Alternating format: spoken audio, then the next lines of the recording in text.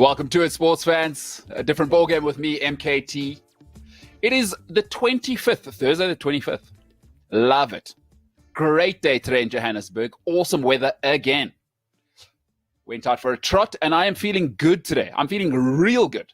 So welcome to it. And I'm not alone, of course. The lovely Woude Muller is with me. Woude, how are you? Hello. Yes, I'm good. Also had a pretty, chilled day for a change. But it's crazy cold in Cape Town. Yeah? It's raining, freezing, so it seems like the weather is changing. Yeah, that's good. Yeah. That's good. I'm not going to complain about that. So no rain, hey? No, it's raining right now. Cape Town, worst weather. Worst weather. All right, well, let's get to it then. Great to see you, Woude. You're looking good. Hope you're feeling good. Let's get to it. Let us get to it. Today, we are going to be talking about the following. Arsenal Football Club. What is their status in England? Then Woude will tell us, what is the story with the transfers? What is her opinion on that? How will that shape South African rugby over the next 12 months? So cannot wait to get to that. Remember, you can follow us, like, share, subscribe on the socials, Human Beings of Earth. That is important. And also, if you're watching live, hit the like button, because that increases the chance that other people will get to watch a different ball game with MKT. I am MKT. Let's get into it. So I nearly fell out of my chair yesterday. And this hasn't happened to me. I haven't had this experience in a long, long, long time. I literally nearly fell out of my chair yesterday when I read the following. David Luiz had been handed a new one-year deal extension at Arsenal Football Club. What it did for me was confirm one thing. They are now officially a mid-table club. I don't want to hear it anymore. I don't want to hear about the Invincibles. I don't want to hear any of that malarkey. They're a mid-table club. Because when you're signing this guy, what you're telling me is we've given up. And he's no mentor, right? We all know that. He was part of Brazil's 7-1 tragic loss. He's been a part of the worst Chelsea defenses. He went to PSG and earned his money. And since he came to Arsenal, well, it's been a disaster. So when you extend somebody like David Luiz, what you're telling the world is this is what we are now. Because he's not a small personality either. He's one of the guys that will shape your dressing room. So when you sign David Luiz, you tell me, okay, this is what we are now. I nearly fell off my chair. Listen, Arsenal at the moment are 11th after 30 games. They're playing right now. Eddie Nketiah just scored. They're 1-0 up. But the table doesn't lie. Did you think 10 years ago you would ever say after 30 games in the Premier League, that's 3/4 of the way through, Arsenal Football Club would be 11th on the table? Okay, but I don't want to hear it anymore. I'm done with Arsenal as a big football club. They're a mid-table club now. David Luiz is the type of guy you're giving a contract extension to. But I want to deal with the 3 reasons I think they're a mid-table club. This didn't happen overnight. There are 3 major reasons as to why they are a mid-table club. Number 1, they never ever replaced David Dein. And I've told people before, you cannot be a big football club if these 3 aren't in order. Your boardroom, which is your ownership and chairman, right? Number 2, you must have the coach. Number 3, you must, and the most important, you must have the captain, and we'll get to that. But they have not replaced David Dein, and he's arguably, after David Gill, the greatest administrator in football history in Britain. Now, you can go and argue that across the board. You might say Marina's doing a great job now. Peter Kenyon did a great job in the Chelsea's dynasty. You might say those. But we all know, David Dein is as good as it's gotten. He's built 2 Arsenal dynasties, by the way. Not just one. He's built 2 Arsenal dynasties, and they haven't replaced him. Secondly, I want to show you the list. And it's just unbelievable to me. I want to show you the list of captains Arsenal have had since they had the great Patrick Vieira. For our podcast audience, I'll read them to you. William Gallas, Cesc Fabregas, Robin van Persie, Thomas Vermaelen, Mikel Arteta, Per Mertesacker, Laurent Koscielny, Granit Xhaka, Pierre-Emerick Aubameyang. None of those names should be the captains of my Sunday league football team. Forget about Arsenal Football Club. I don't care what you say. Some of those are great players. Hey, listen, bacon's great, but I don't want it in my cornflakes. I don't want it for everything. Just because you're a great player doesn't mean I want you as my captain. We need to be very, very clear about this. None of these names are fit to be Arsenal Football Club captains. It is insane to me that since Vieira, they haven't fixed it. The captain is the most important person at a football club, and I'll tell you why. The dressing room at that level needs to be governed on its own. You cannot be coaching at that level. It's madness. You cannot be coaching at that level. If you've got to motivate guys at that level, you're a mid-table club. Guys that need to be motivated at that level, if you want to win, you're a mid-table club, and I'll tell you who does the motivating. The captain. Think of all the great dynasties. Man United, Keane, Vidic, Chelsea, Terry, Arsenal, Vieira.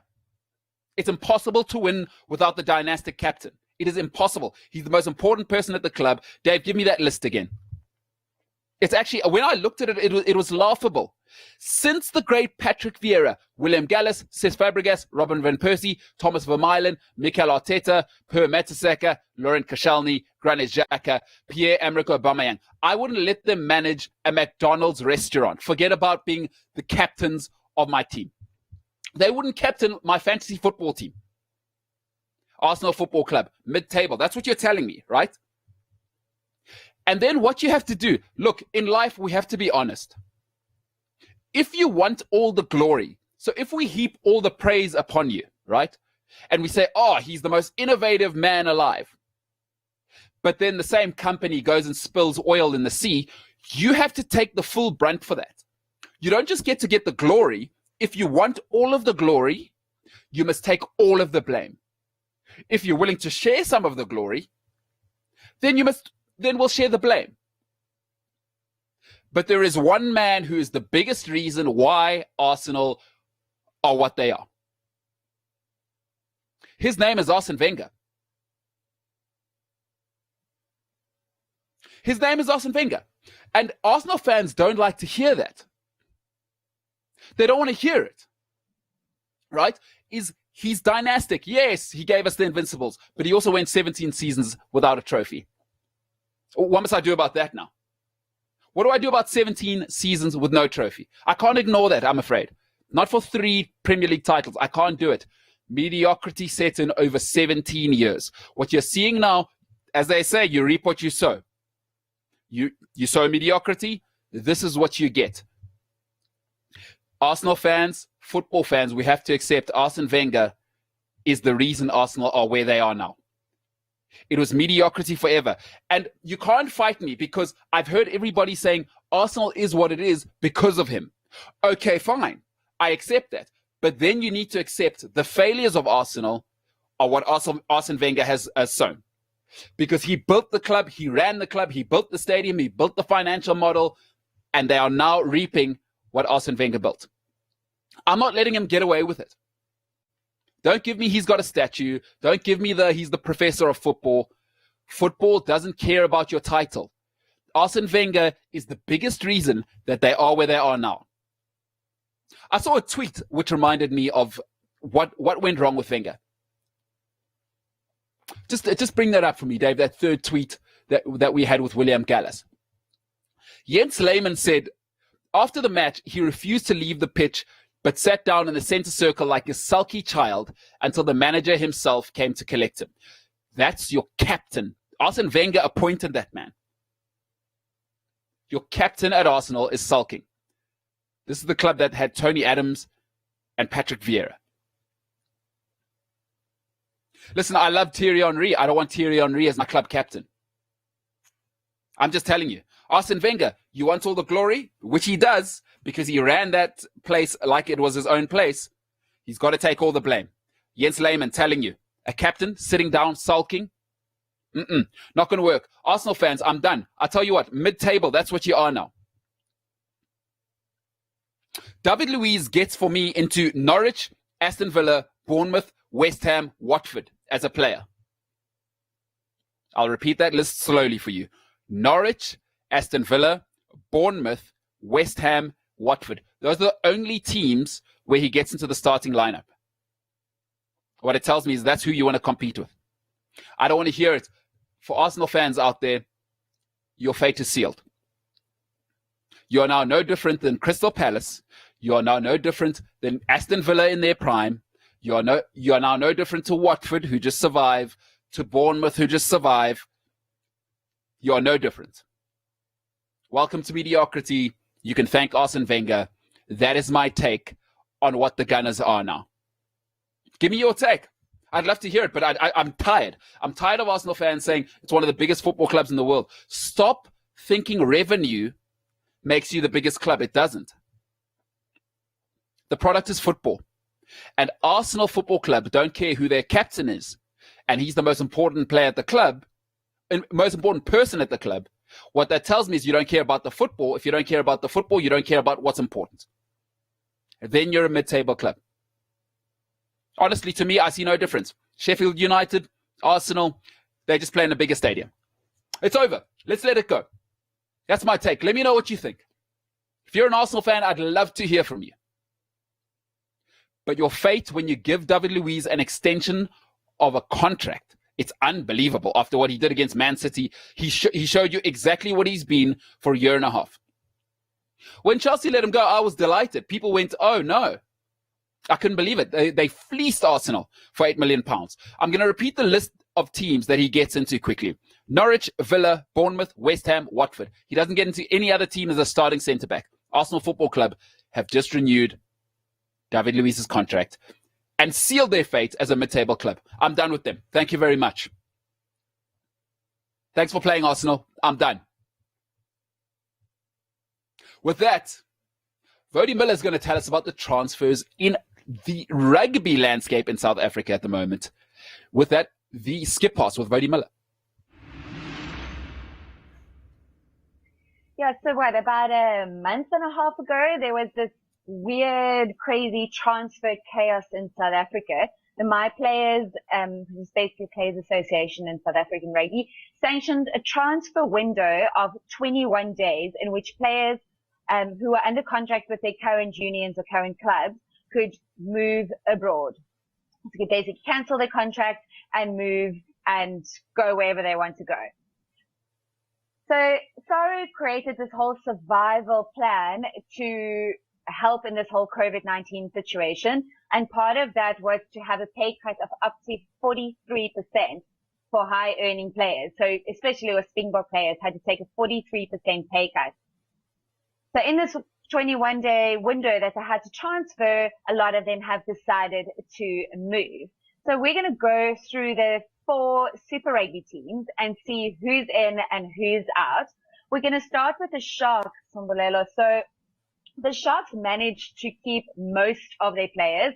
Makazola Mapimpi, Thomas Itoy, Apelele Fasi, and Kerwin Bosch were definitely very big targets, especially in that Japanese and European market. They're such great players. But the Sharks have gained Dan Jooste, Mani Libbok, and Werner Kok from 7. So it's an interesting move from Werner back to 15-man rugby, especially with the Olympics coming up. I don't know if it's just going to be for a season and he's going to go back to 7, so he's completely retired from 7.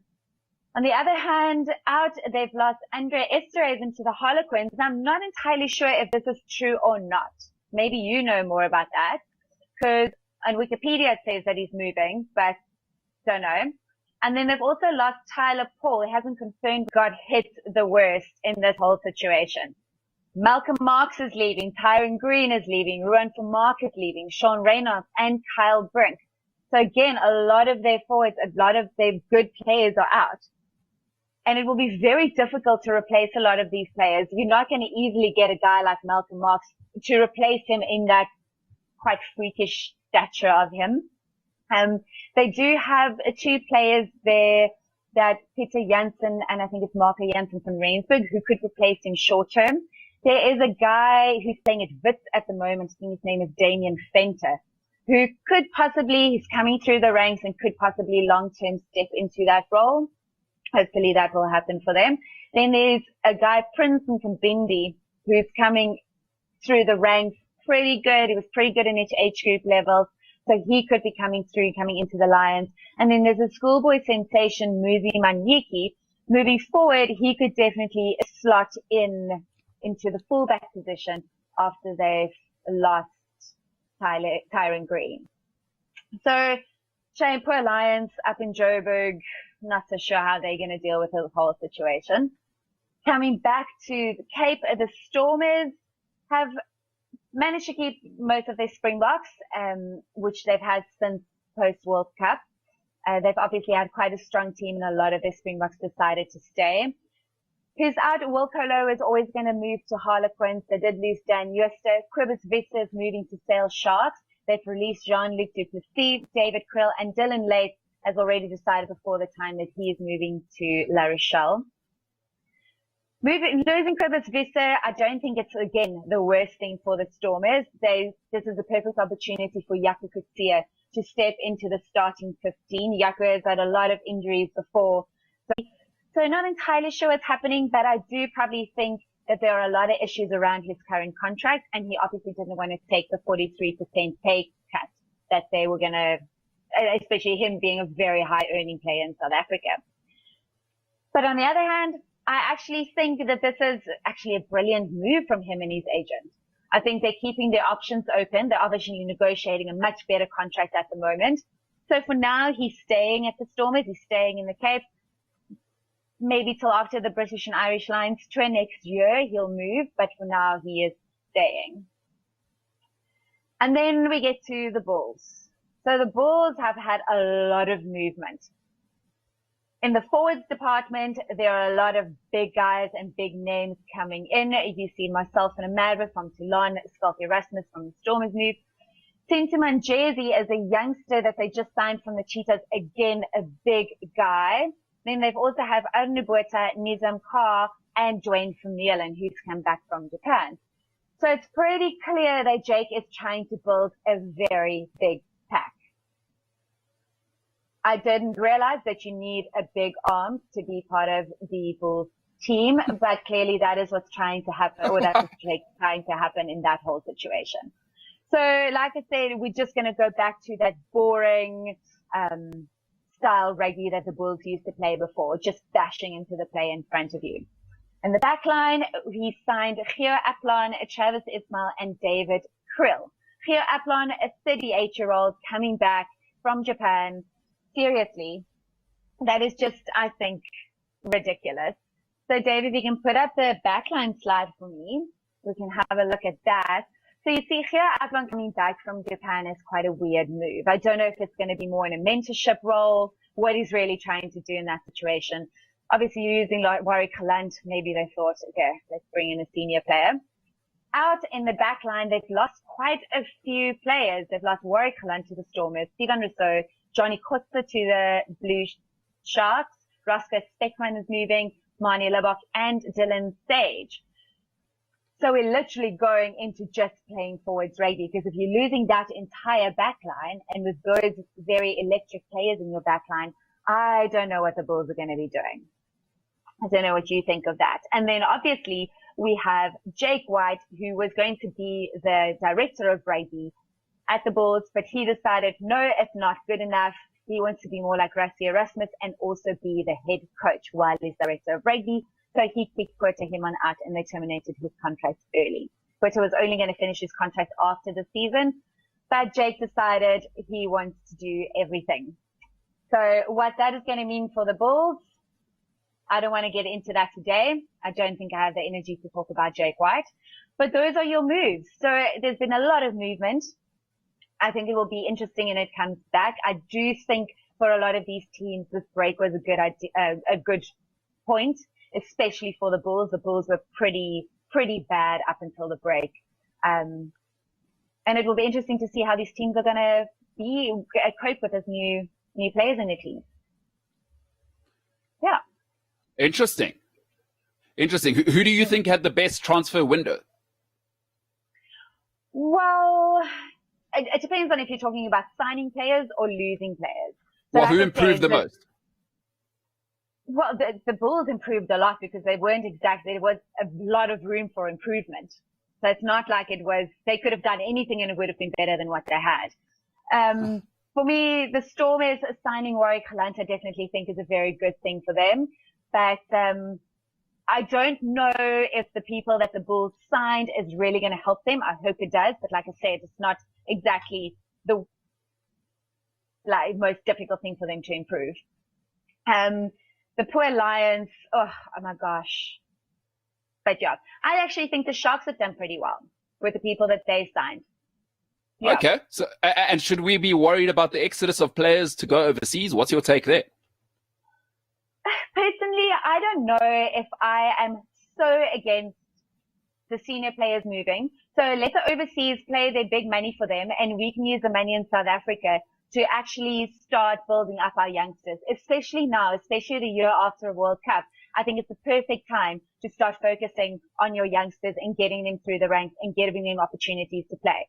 So let the senior guys go. Let the overseas, the Europeans and the Japanese pay their big salaries for them, and we can focus on our youngsters in South Africa.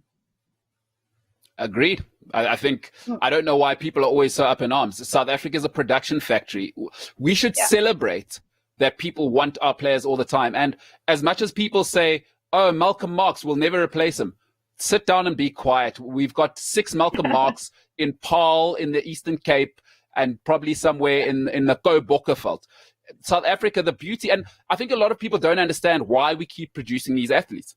We've got the best weather in the world. We have a stable place where our children in this country can exercise 350 days a year. So of course we're going to produce the best athletes. We've got great weather and space. The Europeans, they're not great athletes until they really get in the gym after 18, 19, 20, because they can't get outside. Our children are outside. You look at the great athletes we produce. So my only concern is we've got a coaching shortage, really. We have too many players. Our players are so far ahead of our coaching core. And that's what would interest me. But I do agree with you. I think great. Let the players go. Let the players go. The only thing that I think we can do with the coaching is I think we can actually send our young coaches overseas and let them start training them, then bring them back. I think the opportunities and the experience that they would build up from that point of view. So that could be a way for us to go forward and have better coaching in South Africa. But it doesn't bother me that the senior players are leaving. All right. So this transfer window, interesting. Good or bad for rugby, Woude? I think it's good. I think it keeps it interesting. I think it shows that, again, that players are wanted. And I think it also shows the way that the unions are thinking and how they're trying to keep players here. The thing for me that is actually a bit upsetting is the Stormers are trying to fight so hard for keeping players here. One, they're already struggling with money and with financial issues. Let them go. Let these players go. Don't try to pay Peter Steph the toy 2 million rand a year. I'd rather get these youngsters to come in. You've got all these boys. You've signed 3 of them already from Bishops and from Paul Boys High, and there's so many of them more coming through. So stop fighting for that and use that money to get those youngsters in. Hey, John Dobson, coach of the coaches. So Jay coming in, the only thing that he knows is to play bashing rugby. He doesn't know how to play the expansive kind of rugby. So if you let a lot of these youngsters and listen, whether you like it or not, Afrikaans guys have a way of doing things. And hey, when the Bulls are good, Bok rugby tends to be good. So, and Senzo continues to say it's dangerous to give Jake White so much autonomy. Oh, wow. Yeah. So Jake it seems like Senzo might agree with you there. Yeah, definitely a problem. And it's going to be interesting to see the dynamic between him and Rusty Erasmus. Like I said a week and a half ago, I think South Africa rugby is in a very positive situation at the moment, very healthy, and the unions are all buying into Rusty's plan. Jake, not so much. So I think that dynamic is going to be very interesting. So watch that space. Hey, if you haven't heard our podcast or watched James Dalton's interview, go and listen to that because he gives an incredible opinion on Jake White. They're both from Jeppe, But my gosh, so it's interesting. Jake White, huh? All right, Vody, that's the skip pass. Very, very good. Great stuff. Coming up is our guest.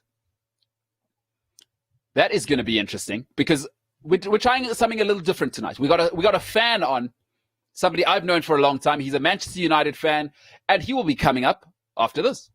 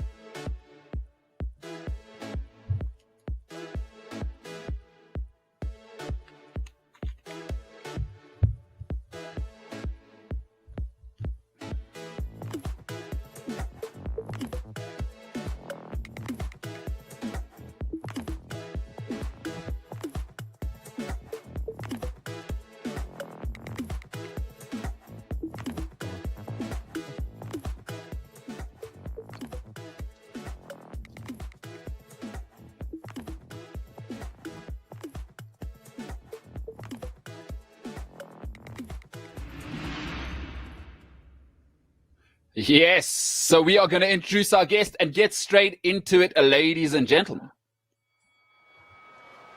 Ladies and gentlemen, a man who was constantly banging the microwave at his mother's house back in the day. He is one of Africa's leading property brokers. He is a man I have known, it feels like, for 100 years, ladies and gentlemen. Introducing Chocolate Thunder from the north of Johannesburg, Shimi Morekure.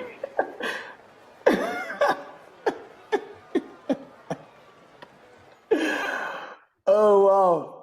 Oh, yeah? When I got the call, I thought I was going to be on a serious sports show.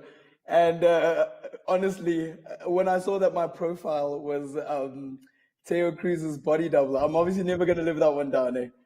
Well, you do look like Teo Cruz, and I haven't seen Teo Cruz in a while. So welcome to it, brother. Great to have you on. Thank you very much. I'm not banging microwaves these days. Yeah. I've got some decent internet, so yeah, I'm doing very well. And how are you, Mbulelo? Oh, I couldn't be better. I went for some exercise today, feeling really good, feeling jazzed up, as the people say. Jazzed up, you know what I'm saying? Wonderful. I've been watching your show religiously since you guys have started. You're doing really well. Well done, I must say. I'm proud of you guys. Yeah. Otherwise, just living it up, not getting the Rona. Living it up. Listen, how are you feeling about the Premier League being back? So you're a huge, by the way, just to give some context, he's a massive, probably Manchester United's biggest fan that I know. How are you feeling about the Premier League being back, and how's that working out for you? Look, I must say I was really excited when they announced that it was coming back. When I started seeing the fixture list and how often they're going to be playing, the games, it's chock-a-block. There's a game every single day. It's really exciting times. I must say though, the standard of football, although we did expect it, it has not been up to the standard that we're used to. Of course, the guys have been out for 3 months. They've never been out for that long. So they're just getting their feet back. First few games were not as good in the Bundesliga and in La Liga either. So the guys are finding their feet, but it's great to be back. And as a football fan, how are you dealing with no fans and the Zoom guys behind the goals? Or what do you think of it as a consumer? Look, I think the fact that they've got that the pre-recorded audio with the sound engineers from FIFA, that has made the world of a difference. I've seen a couple of games without the sound, and that could really, really affect the excitement and how interested you are in the game. So not having the fans in the stadium, I know it affects the players' ability as well, or their motivation. But the experience of watching it doesn't really kill it that much. I still hear the crowd singing, come on, Red or mate. And it still really gets, it gets you pumped up. So it's good. It works. They've done a really good job. Juiced up? Does it get you juiced up? I was watching the Arsenal game earlier, and they were playing the fans singing, Red or mate, Red or mate. I'm watching the guys are in yellow. So someone needs to have a word with the guys, in the background. But other than that, they've been okay. Oh, wow. All right. Well, let's get into it because, your mid-table football club is at it at the moment. They played well last night.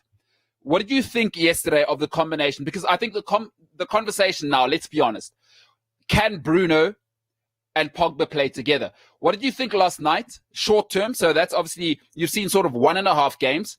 And do you think it's a sustainable partnership long term, Bruno and Pogba? All right, so I was a bit confused there because you said my mid-table club. I don't know. Look, I support Valencia and La Liga. Maybe you were talking about them. But when you mentioned Bruno and Pogba, you're a bit confused. But we'll sort that out. It's all right. You've got a long way to go. Okay. But my thoughts on Paul Pogba and Bruno Fernandes. I mean, before the season started, I'm definitely under the impression that they can play together. Both of them are very dynamic midfielders. They can both play that box-to-box role, as we call the number 8 position. I know that Paul Pogba has played the number 6 position as well as the number 10, and Bruno, I know, was signed and is more renowned for the number 10 position. But we saw in his debut I think it was against Wolves, when he wasn't getting much ball and he came much deeper, was winning the tackles, winning the balls, and starting to spread from a deeper position. So from what I've seen since the season started, it's just going to be about getting that team chemistry right and, knowing when to push up and who's going to drop back. From what I've also witnessed, it looks like Paul Pogba will be taking the slightly deeper role and Bruno Fernandes will be pushing up, in the more advanced role, which I think he prefers. But whether I think they can play together, most certainly. They're both right up there with the best. And, intelligent, classy players definitely can play together. Yeah, it's just about pulling the strings and making it work. And are you thinking midfield 2 with just both of them? Do you think Pogba has the discipline, or are you thinking they might need a third midfield partner in a 4-5-1, 4-3-3 setup?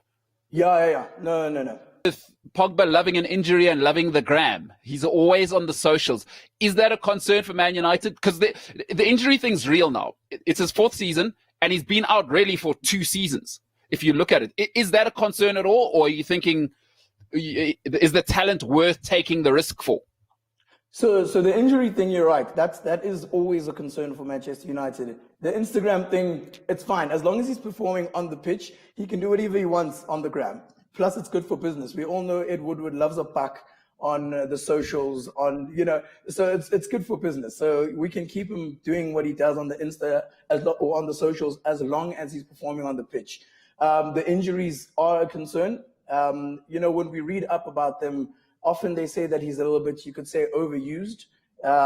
He plays the whole season for Manchester United and then goes and wins a World Cup for France. The guy was carrying an injury before the season started this year, and he's had the surgery which is expected to really sort out his long-term injury issues with his ankle. So it's a concern, but it's worth keeping the guy because United are an ambitious club. And we want to retain all the best players. Football Club Manchester United. I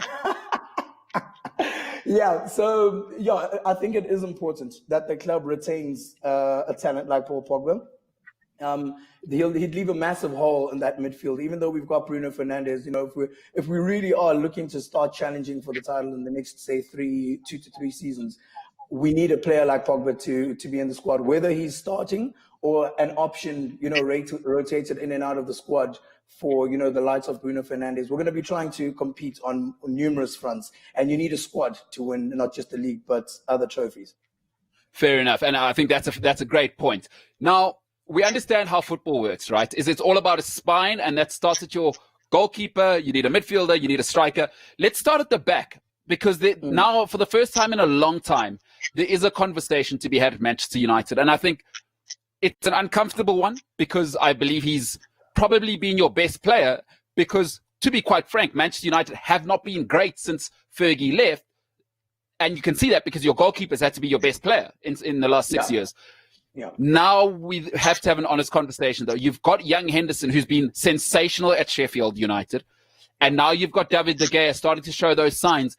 And if I remember Alex Ferguson correctly saying, once a goalkeeper starts making mistakes, and those rudimentary mistakes, he used to get them out the door. It was hard for him to get Edwin van der Sar out, because Van der Sar was still playing at a high level, but those mistakes were starting to creep in far too regularly. What do you do with De Gea? Because now we've seen a season and a half, whether his eyes turned by Real Madrid, whatever it may be, but this isn't the De Gea who was your player of the season 3 seasons in a row. Is Henderson ready to step in, or what do you think about De Gea's situation? All right. So David De Gea is a very strange situation in the fact that he got his contract renewed at a time that the club was not under pressure to renew it. I guess it's important to consider the fact that these contract renewals are more than just about your performances on the pitch and other clubs being interested in you. There was a lot of interest in David De Gea from the likes of Real Madrid and PSG. And his contract was coming up for renewal. I think it was about a year or two ago when Real Madrid, I guess, conceded that they weren't going to land him and got Thibaut Courtois. And PSG signed a sensational keeper in my mind in Keylor Navas. So there was no longer the pressure to be offering him the kind of contract that we did. He became joint highest paid player at the club with that flop Alexis Sanchez on £350,000. So the problem that the club face right now, if they were to even consider replacing or getting rid of David De Gea, is that it really isn't an option because you've signed him for the long term. You've signed him on a 5-year contract at £350,000 a week. And yes, you've got the likes of Jordan Henderson coming through. But one of the pundits actually mentioned, is the guy really ready to be playing at that level? Playing at a club like Manchester United demands a lot of hard work, focus, and taking a lot of the brunt as well. David De Gea, like you said it earlier on in the show, you said a player, just like you were talking about Arsene Wenger, needs to take the blame as well as the fame. He took the fame and he took the plaudits when he won the World Player of the Season. I mean, the Player of the Season, I think 3 or 4 times. And of course, he was the best player because the team wasn't doing very well. He's a great shot stopper, and he had to face a lot of shots, and he did a fantastic job. In fact, in those times, if he made a mistake once a game, it was quickly forgotten because he made 7 saves in a game. Now you've got a relatively consistent and reliable backline in front of you. The eyes are on you. You can't make a mistake. He makes one mistake and Roy Keane is bashing him on the show. Mbulelo's dedicating an entire episode just to talk about the one mistake that he made. And, that's what you get. When you play at the highest level, you will get bashed for those, 1 or 2 small mistakes. So, again, to answer your question, it's a difficult one. He has to stay for the long term. He will stay for the long term because he's been given that contract. The mistakes are a massive concern. And will he work them out?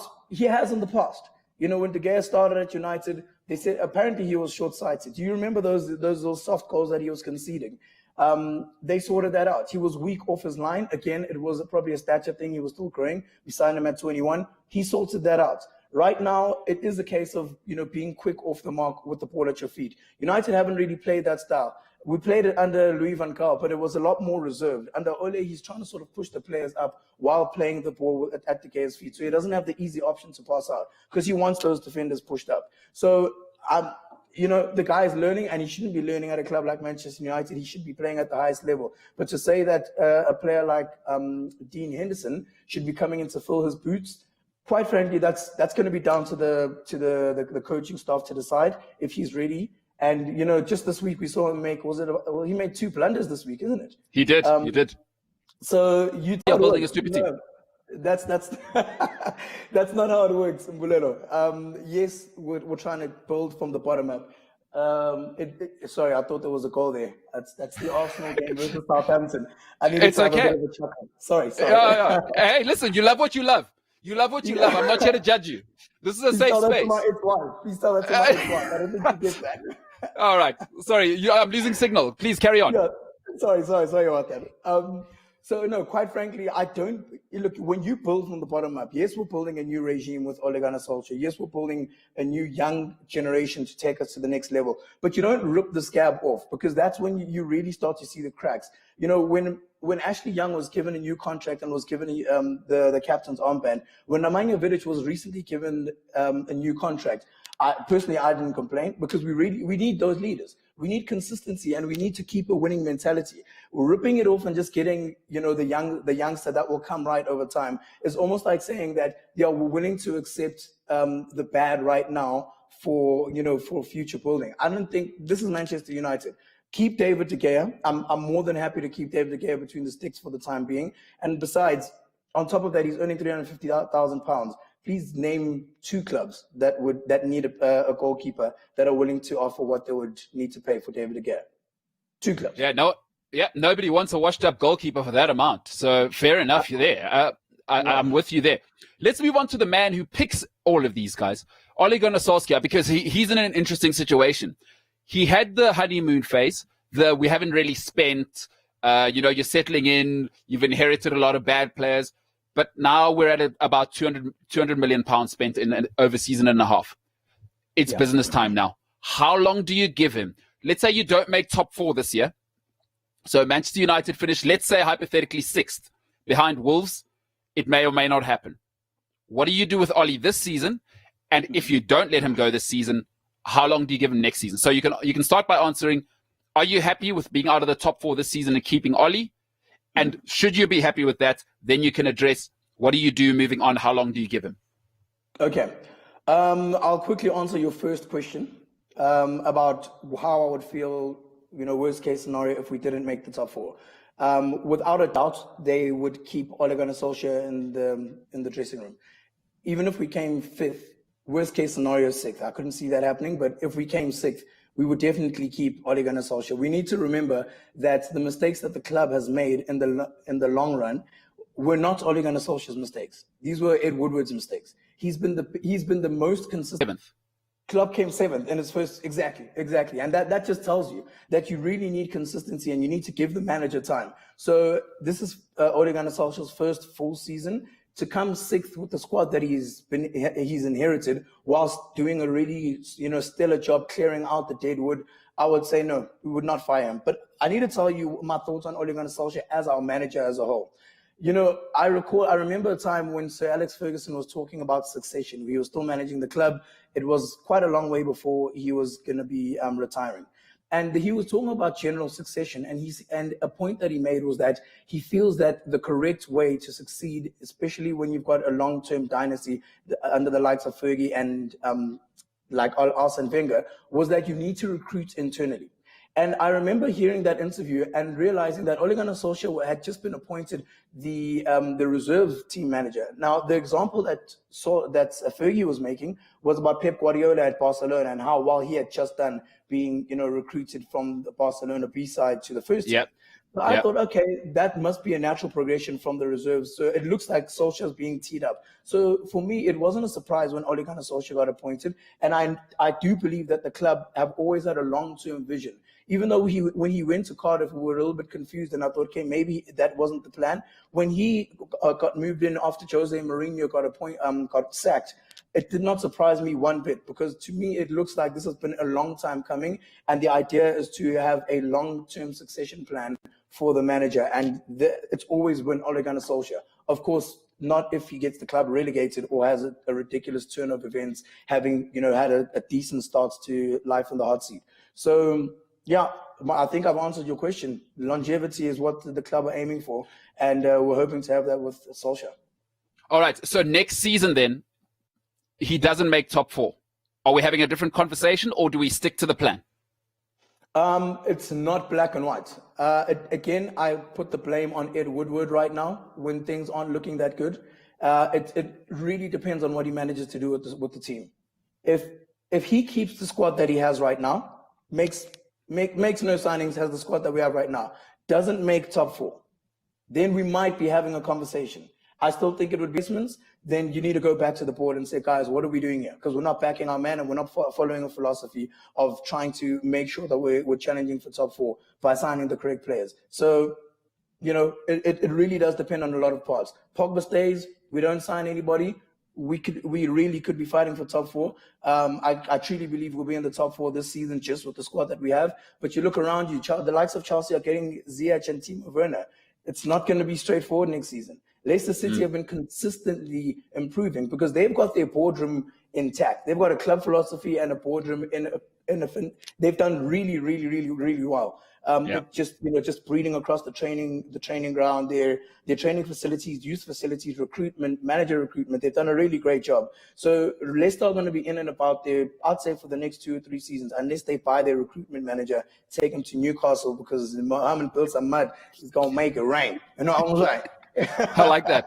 A bit of street talk. Make it rain, you say. You know what I'm saying? Yeah, don't forget where you come from, homie. I feel you. And you used an interesting word, ambitious. Just to be clear, and I just want to put that out there before we move on, both Jurgen Klopp and Pep Guardiola in their second seasons, in particular, Jurgen Klopp has already spent less than Ole Gunnar Solskjaer has spent now. And in their second full seasons, they won the Premier League. So we must always keep that in context. Yeah, that's Go not ahead. a fair comparison. When you look at what the market was in Klopp's second season compared to the figures that are flying around, there was no 135 million for Dembele. There was no 120 million for they signed two players for 100 million. It was Dembele and Coutinho. 135 for Coutinho, 115 for Dombolo. I mean, the figures are astronomical. It's not a direct comparison to look at what's been spent now compared to what was spent back then. And again, Liverpool have had a very good structure in terms of recruitment. I then go back to looking at Ed Woodward. Ed Woodward has really stuffed up the team's recruitment philosophy since he's taken over. When they gave David Moyes the hot seat, his signings were Juan Mata and Marwan Fellaini. The very next manager that took over was Louis van Gaal. He looked at these signings and thought, okay, what's going on here? He's playing Juan Mata on the right. Look, he loved Fellaini, but now he's making his signings completely based on his philosophy. He's signing Schneiderlin, he's signing Blind. Look, we can salute him for the signing of Anthony Martial, but he signed Bastian Schweinsteiger, having turned down the club's option on Toni Kroos. Do you know that Louis van Gaal cancelled the agreement that United had to sign Toni Kroos and went for Bastian Schweinsteiger? Once you fired Louis van Gaal, you go for Jose Mourinho and you scrap the entire recruitment policy again. So all of this is down to the man in the boardroom, Ed Woodward. He did not have a set recruitment policy. Right now, I feel a lot of that has changed. We've got a youth development that has actually been kicked into gear. We've got a recruitment policy in both managerial recruitment, scouting departments, and of course, the signings that we make. If we were to, touch wood, lose Ole Gunnar Solskjaer, I believe that the manager that we signed would be in line with the club's philosophy right now. It's not going to be the mistakes that we've made. And the mistakes that we've made are coming back to bite us in the ass. And that's why we've spent the amount of money that we've spent. And that's how we're going to have to spend 90 to 100 million pounds when we get Jadon Sancho. All right. Well, just throw that in there. It's going to be tough. It's going to be tough, probably not playing in the Champions League. But let's move on. At number 9, you've got Anthony Martial. You mentioned his name. Is he the savior at last? Because let's be frank, you probably haven't had the guy, and I mean the guy, probably since Ruud van Nistelrooy. I mean, Fergie made it work at the end. I just don't know how. But since Ruud, you haven't had what they call in England a number 9. Yeah, that was one season, and that was what it was. But I think you know what I mean. That fox in the box, a number 9. Is Martial the guy? Is he? Are you saying? Are you declaring right now? Because I've heard a few Man United fans saying, at long last, are you declaring that right now, Anthony Martial, the guy to carry Manchester United? That's a great question and a hotly debated topic at that. I can't say we've seen enough of Anthony Martial till this day to say that he is the guy. He is our savior, our number 9. What Torres was for Liverpool, what Drogba was for Chelsea, what Van Persie was in Fergie's final season. We don't know enough about him. We've seen him score a hat-trick in the last game against Sheffield United last night. So we know that the guy can do it. We've always known he can do it. In his debut against Liverpool, when he dribbled past 3 players and tucked that ball in the bottom corner, we all thought we've got our man. Right now, I don't think we've seen enough of him doing that to say that he is the guy. He is our guy. One of the challenges with Anthony Martial I found in our team, and again, it's something that I have read up on, is how the coaches struggle to motivate him. One thing that was said is that as soon as we signed Odi Nikalo, the guy has really been kicked into gear. So it's almost like he's woken up to the fact that there's actually opposition or there's a challenge in this team. And if I don't, kick my ass into gear, there's somebody right behind me. So this hat-trick that we've seen and the performances that we saw pre-lockdown, it's no coincidence that it's come in at a time when United have signed potential competition to him. I remember an interview that Anthony Martial had with, was it The Guardian, where he spoke about when Jose Mourinho actually outright criticized him in the public.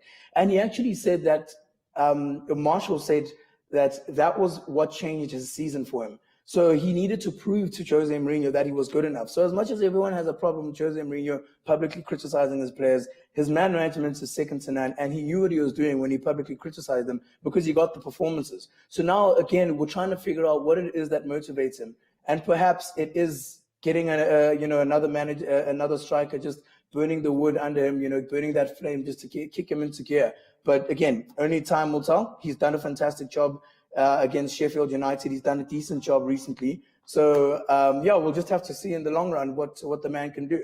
I did read an article as well that they were really practicing his movements and making sure that he stays in the box and his runs are directed into the box. The fact that he scored a hat trick after that just tells you that. My goodness me! I'm not just guessing this. I've seen the fixtures and I've seen United's fixture list. I've seen Chelsea and Leicester's fixture list, and they have a couple of tricky games. Chelsea face Manchester City tonight. I'd like to hear your thoughts on that and what you think your chances are. But United's run into the season, quite frankly, having looked at their performances, the performance last night, and what I do expect of this team right now, fully fit Manchester United squad going into the run-in with the fixtures that we have, I do see we should win all of those games. The same way I looked at the starting lineup last night and I thought we should have a comfortable win.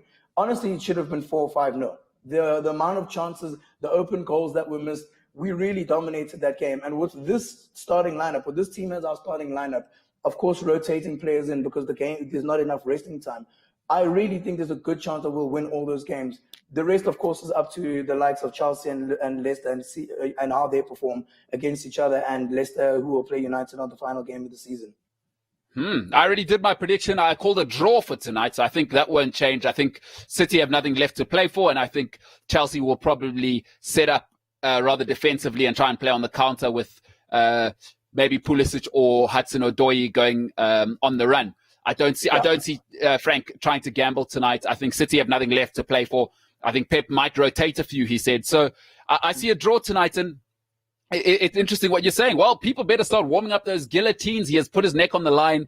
Shimi Morekure has said that they are going to finish third. My goodness me. Hey, Shimi, I appreciate you, bro. You're an awesome guy. And before I let you go, we've got some people on the socials, because you're quite old, so you don't know. You probably still say social media. It's the socials. Oh, what is that? I've heard that word. Okay, unbelievable. All right, well, we got a question from Pimo Macheko. I don't know the language you're speaking. He says, can we find out how Shimani can be a male model, sell buildings, and be such a great football pundit? When does he sleep? Great question from Patrick Macheko there. Great question. Oh, Patrick Macheko is a very good friend of mine. You know him too. Full of a lot of things. All right. So is that your answer to that? What can I say? There's 24 hours in a day, guys. Come on. That's more than enough. Okay. With 3 to 4 hours to sleep, that's plenty of time, guys. Come on. Incredible. And somebody you might know. Read your book when you release it. Somebody you might know well, Basitsana Morekure, who happens to share a surname with you. She says, Shimi, why is Man U sucking so much? That's a great question. Oh my goodness gracious. And a question you should take seriously. She quite, Basitsana Morekure. Is this Dave? Dave, who's taking these questions? I think we need to give this to someone a little bit more responsible. Basitsana, who happens to have the same surname as me. Quite a coincidence. I might be related to her. I don't know. We might need to look into that. Okay, we're not here. I question it. Listen, are you a politician or are you going to answer the questions? Why are Man United sucking so much? It's a pretty simple question. I'm so confused about that question. She clearly didn't see United thrashing Sheffield United 3-0 last night, and she doesn't know the record. To come to Manchester United and do a good job. That's an interesting question, actually. Look, after the managers that United have had, and especially the likes of Louis van Gaal and Jose Mourinho, I don't think anybody's going to be looking at succession as, Sir Alex Ferguson's successor. A club like Arsenal, I would say right now, are still going through the period where they're being compared to the likes of Arsene Wenger. I think Manchester United is pretty much over that. We're now at a point where we're being compared to where we see ourselves being capable of and our ambitions, and no longer as what we once were under Sir Alex Ferguson. Good question, though. Great question. Great question. What else we got for this guy, this male model guy, Dave? I throw my hands up in the air sometimes. Like Teo agrees. Shimi, won't you ask Umbi why he loves Man United so obsessively? I would love to know myself. I think deep down inside you, if Manchester United didn't exist, you would have no reason to watch football. Well, no, I mean, look, I talk about what people are interested in. Now, they were a dynasty for, 13 to 15 years, real dynasty.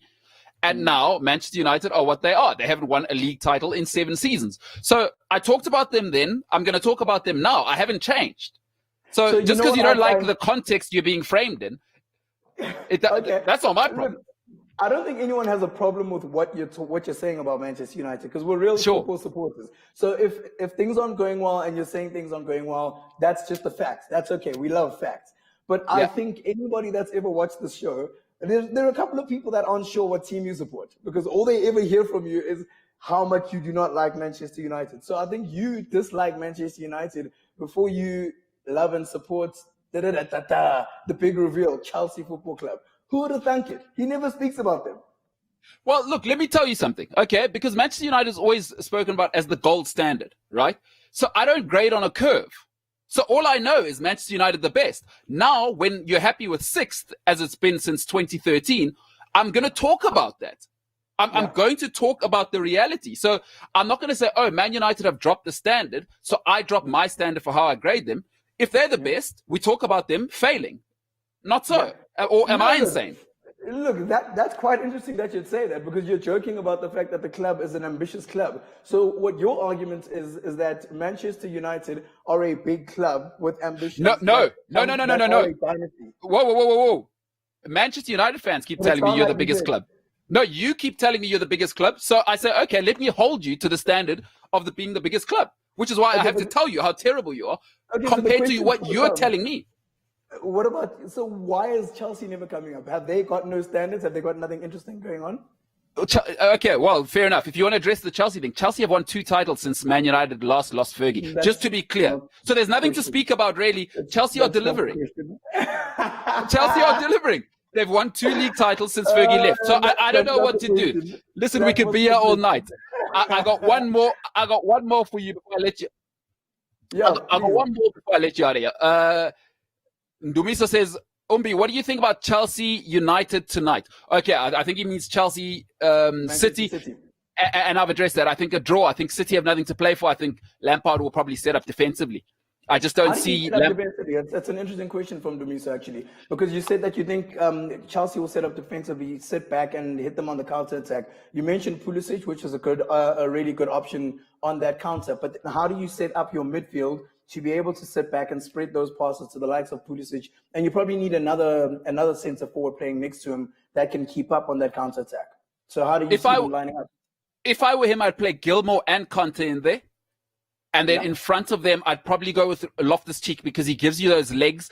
And then he also gives you the physicality on the set pieces. So I'd probably go with Loftus-Cheek and drop Kovacic, who gives you the athleticism, but doesn't give you that beef to put those tackles in. So I'd probably go Gilmour because he's comfortable on the ball. I'd go Conte because he'll hunt the ball and protect the back four physically and cover for Marcos Alonso at left back and cover on the right for Azpilicueta. And then I'd probably go with Loftus-Cheek, who's got tremendous discipline. And on the counter, he's got that tremendous physicality to break. And who's that's where I'd go. Giroud, because he can hold it up. So I think what they'll do is that they'll probably put Giroud on Fernandinho, because Fernandinho, as good as he is in the one-on-one tackle, he does have he loses the size advantage. What I'd do if I was Lampard is I'd be pinging the ball directly from keeper or wing backs directly to Giroud. But what you say to Giroud is you pin Fernandinho down. Get away from Laporte because he's brilliant in the air. You're on Fernandinho, and then we will catch up with you. You hold it up. Loftus-Cheek will join you. Pulisic will join you, and Willian will join you. So that would be my. I would try and skip the midfield if I were Chelsea tonight. Don't try and play. I know Lampard likes to get involved in the tiki-taka, but don't try and play against De Bruyne. And not tonight. It's not the game. I would probably say a 1-1 draw. Is Alonso the player pinging it from defense? The long ball. Yeah, and I think Alonso. Yeah, I would say Alonso because you've got that physicality in the midfield with the extra midfielder of Gilmour, who's shown he's physically capable. I might even say to Mason Mount instead of Gilmour, Mason Mount get in there and play in the holding mid because he's shown he's tremendously fit and he gets about and not shy to get a tackle in. Sure. Shimi, I'm gonna let you go following this one, bro. I really appreciate it. I know your time's precious. You work extremely hard. It's been brilliant tonight. Some of the stuff you've said has been awesome. I've got one more from, it looks like Elon Musk's baby is his name. Do you think Man U needs a better attack or defense? I'm going to let you close this one out on that, Shimi. That's a great question. It's a very simple question. Go ahead. If you ask me. Yeah, I think the defense is relatively solid, well organized, and enough players, as well as backup players and centre back, as long as Eric Bailly can stay off the hospital bed. And going forward, I would say that right wing, and perhaps another striker, Erling Braut Haaland and Jadon Sancho. Oh, that's hilarious. I can dream. A man can dream, huh? A man can dream indeed. I mean, geez, like, that's unbelievable. Hey, it's unbelievable. Okay, let's take, apparently we got one or two more questions. Let's see what you got. Ndumiso Masango says, MKT, what's your prediction for top 6? Tell you what, I've already put that out. I think it'll stay the same. I think United will finish above Wolves purely because of goal difference was my prediction. So it stays the same. Top 2 the same. Leicester will stay the same. I think it'll be between Leicester and Chelsea for 3rd place. And then I think United 5th and then Wolves 6th. And Wolves are brilliant and they are coming. Next one, please. Gone? Yeah, I've been great. I've actually been great. The first one I got wrong was Sheffield Newcastle. This will be the last one. Senzo says, football left Arsene Wenger. Mourinho came to town and Henry left. Wenger and Arsenal were never the same after that. The final nail in the coffin was when he sold RVP to United. I think that's very true. You know, there's one thing surrendering as a club, but when you surrender to the club that you're trying to usurp, as he did with RVP, I think that was the signal that it was over for United. When it was possible for RVP to leave Arsenal for the great enemy, then you say, I'm laying my sword down. And I think since then, it's been clear. But when you re-sign David Luiz, my God. Oh, my goodness. My God. Yeah. It tells you where they... Yeah. All right. Well, ladies and gentlemen, Man United's biggest fan. Hey, Shimi, appreciate you, brother. Thank you. Thank you very much, Umbi. I had a really great time. That was awesome. Unbelievable. Yeah, that's Shimi Morekure, ladies and gentlemen. And that, for today, is a different ball game with me, MKT.